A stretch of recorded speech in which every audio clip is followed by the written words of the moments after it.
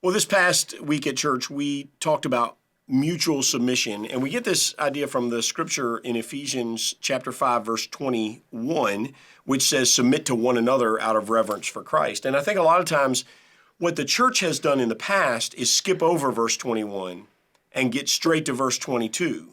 And that has created a lot of controversy because this is what verse 22 says. It says, wives, submit to your husbands as you do to the Lord. And I think, frankly, if I could just be so bold, I think it's abuse to skip verse 21.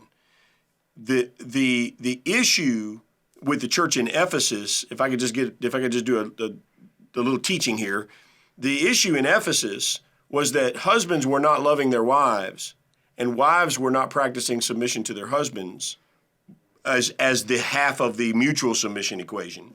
So Paul starts out by saying, hey, wives and husbands need to submit to each other. And then he points some fingers. He says, wives, you need to submit. You're not. And husbands, you need to love your wives. You're not. But it all begins at verse 21. It all begins with mutual submission. So I think that's the piece that has gotten lost. And it is, for me and for us and for the marriages that I've helped to be able to coach and we've helped to be able to coach, mutual submission is a key part of how marriages thrive and how you achieve great marriage. So Susan was with me on Sunday. Teaching is not something she particularly enjoys, but I didn't really have to twist her arm hard because the subject is so important. And yes, I've worked with a lot of couples myself, but we've worked with a lot of couples together. And I think that claiming your own territory and sort of marking a line in the sand and then just volleying back and forth is a strategy we've seen lots of couples do, and it never works.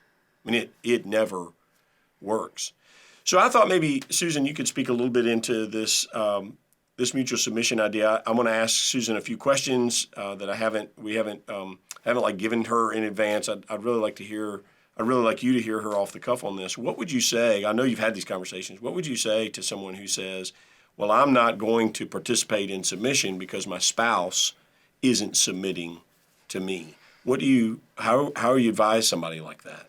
I would say they're still trying to make it about the other person and not about themselves. Like, you've got to work on your own heart first and your own behavior. You can't change somebody else. You can change how you react to them, but you've got to start with yourself and not be so focused on you're doing this or you're not doing this, but what am I doing? Are my actions, are my behaviors, are my words honoring God and honoring my spouse? Yeah, I think in a situation like that, what I often say to this person is, they'll say, I'm not going to submit to them. They don't use the submit word, but I mean, right. That's what they're saying. I'm not going to take care of them. They're not taking care of me. Is usually some version of that is how they put it. And I'll say, well, how long have you been doing that? I mean, how long have you been playing this game? They say, well, it's been going on for 5 years. And I say, well, is it getting any better? No. Well, maybe you should change strategies. Maybe you should try something else. Oftentimes, I think somebody's got to go first. Right. Unless the couple, here's our message from Sunday, and they sit down and they look at each other and they say, maybe we should do this together. And I think that's obviously ideal. But if you can't get your spouse on board with it, if you go first, they are bound to sooner or later say, what is happening? Why are you treating me this way with such kindness or deference, like you're giving in to me? Why are you doing that? Now, at first, they'll think it's manipulation if this has been a long pattern of, playing tug of war. But then, after I think some time, the person will see that it's genuine. I wonder also if you'd speak into. So for me, this was a reality. I think in our marriage, Susan and I argue a little bit about this, but I think for the first, 10 years or so of our marriage, I did a lot of taking and not a whole lot of. I think you just deferred and to use the Bible's word, you submitted, but it wasn't really mutual submission. And I've often wondered about how you did that with such grace for so long. Well, I think some of it was just circumstances. When we had little kids at home, there wasn't a whole lot of time to think about things. Like, they were just taking care of kids and getting them where they needed to be. And it was just easier to be like, oh, he'll take care of that or he'll decide that. But there were times where there were some important things, and I said, hey, wait a minute, time out. Like, we've got to talk about this. This is really, to use that. I don't think we had that language. This is really important to me. But I would go and say, hey, wait a minute. I'm not so sure this is the right thing that we should be doing. And it wasn't a moral thing. It was just a decision that needed to be made. Mm-hmm. What she means by the language is now we develop this kind of code language where I'll say, this is really important to me, or this matters to me. And that's code language. It means you got to stop what you're doing. You got to pay attention, and if at all possible, I need you to go along with me on this. And she does that too. We use that sparingly. We don't abuse it, but I'm a big fan of code language in marriage, so that we can call time out, or do you have any withholds, or tell me 3 things about your day. We got lots of these little code languages that help us recenter ourselves or pay attention from all the voices that are coming at us, all this this craziness in the world today. It also just took some time for us to learn how to interact with each other. Mm-hmm. Like, for a long time, well, you're a good leader, you're a great communicator, but you also have this creative side to Mm-hmm. you. And you like creating new things and building new things. And sometimes that's launching a new campus or meeting with a new team. And I am the logical, realistic person. And so anytime whatever your new venture that comes up, Or just the dream about it. or the dream, or just the dream about it, I have like 1,001 questions about, well, what's this part, and who's going to do this, and how are we going to pay for that, and well, what about this? This is complicated, and I'm not sure it's going to go like this. You've dreamed that it would go. And I think one time you said to me, hey, you're squashing my dream. I think I said crushing. Yeah. I think I said, you're crushing my dreams. I hear a person like me hears a question asker like that as a naysayer.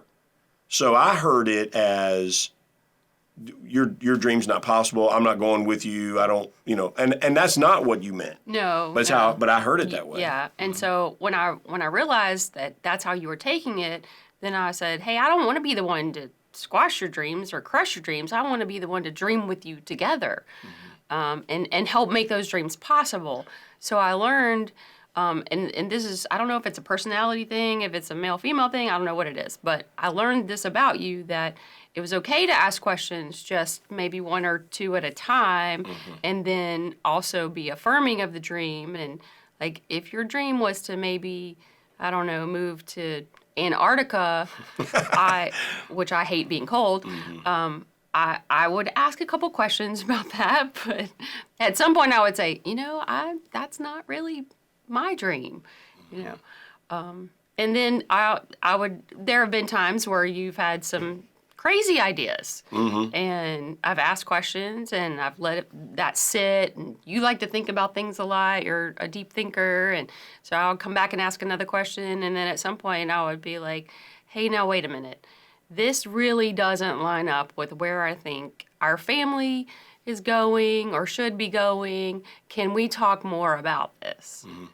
Yeah, I think one of the things Susan figured out was that if she'll let me talk through it, because I got a lot of ideas and a lot of them are dumb, and if she'll let me talk my way through my idea, that most of the time I'll crush my own idea. I'll finish because I think out loud, and I'm not the only one that does this. I see this happen a lot in marriages, where one person is like this and the other person is sort of the pragmatic, let's get this on paper, let's answer all the questions.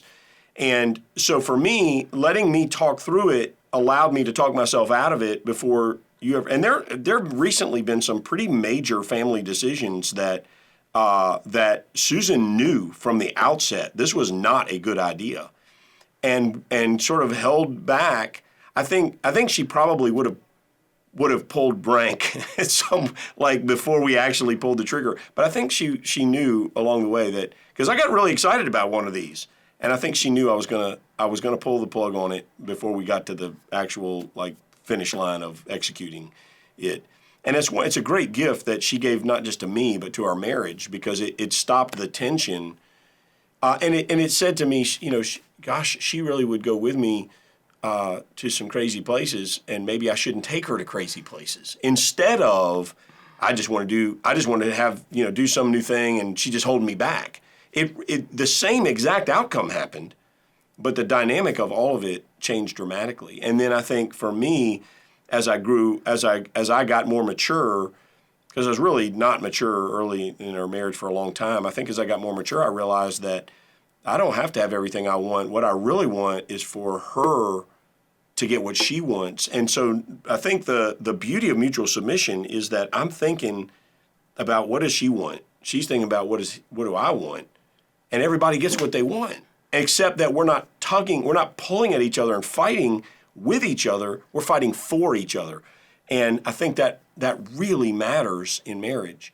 The encouragement that I want to give to you today is that you really can get here.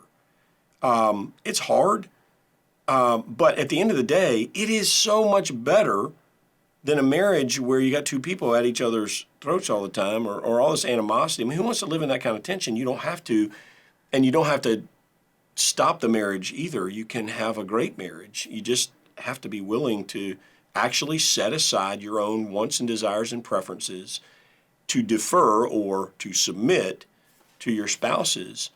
And if you can make a covenant, which I would argue you implied this covenant at your wedding, but forget that. If you can make a covenant, like an actual sit down and say, let's agree to this. I'm going to put you above everything else, including me. Would you put me above everything else, including you? And together, we're going to, I'm telling you, it really works. It's not just some pipe dream. It really works. So that's our prayer for you today. And I hope that as you talk about this and as you flesh out the questions that you have, that you will engage with God, but also engage with each other in this new journey of mutual submission. It can be done, and it's the best kind of marriage. So I hope you come back next week as we finish this series. It's going to be a really great finish, and I hope you invite a friend. We'll see you then.